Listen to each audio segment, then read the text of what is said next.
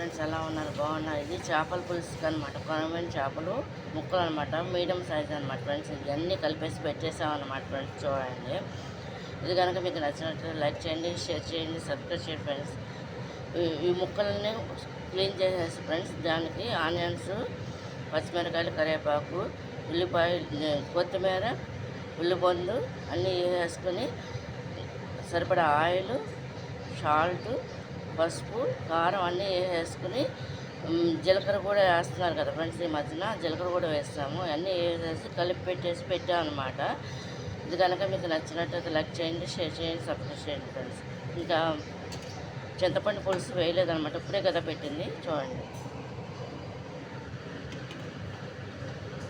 ఇది కనుక మీకు నచ్చినట్టయితే లైక్ చేయండి, షేర్ చేయండి, సబ్స్క్రైబ్ చేయండి ఫ్రెండ్స్.